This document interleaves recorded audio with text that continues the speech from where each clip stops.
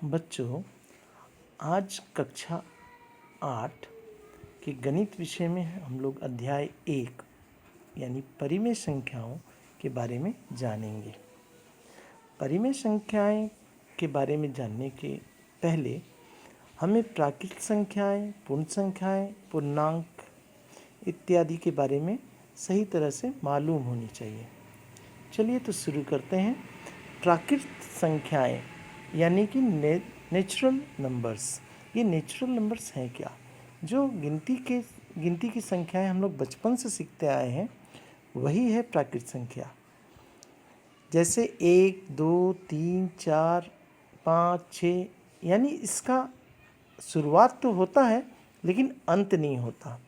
सबसे बड़ी से बड़ी संख्या है प्राकृत संख्या कौन सी है? तो इसका जवाब आप दे नहीं सकते। लेकिन सबसे छोटी प्राकृत संख्या अगर बोली जाए तो आपका जवाब होगा 1। यानी प्राकृत संख्या कुछ नहीं है, वह है गिनती की संख्याएं, जिसे हम लोग बचपन से बोलते आए हैं। अब चलिए पूर्ण संख्याएं के बारे में जानें।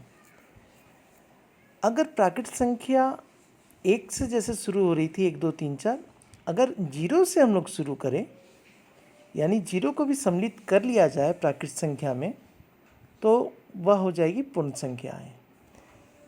यानी पूर्ण संख्या क्या है? 0, 1, 2, 3, 4, 5, ये बढ़ता जाएगा। इसका अंत इसका भी नहीं है।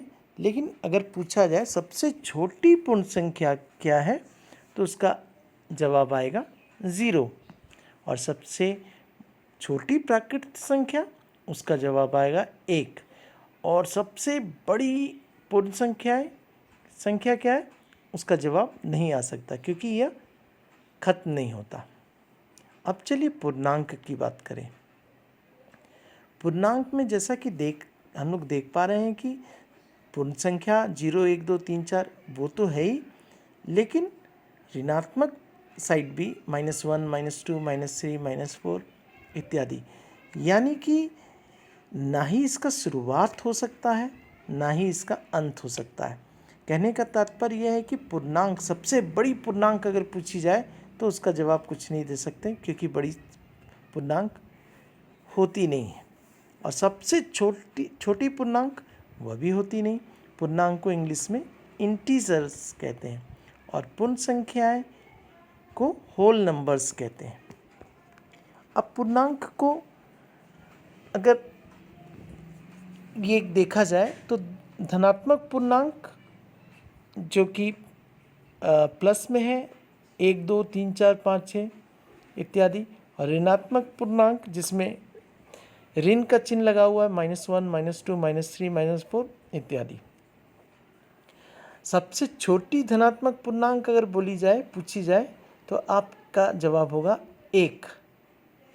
और सबसे छोटी ऋणात्मक पूर्णांक आप नहीं कह सकते। सबसे बड़ी ऋणात्मक पूर्णांक, हाँ, इसका आंसर आपके पास होगा -1।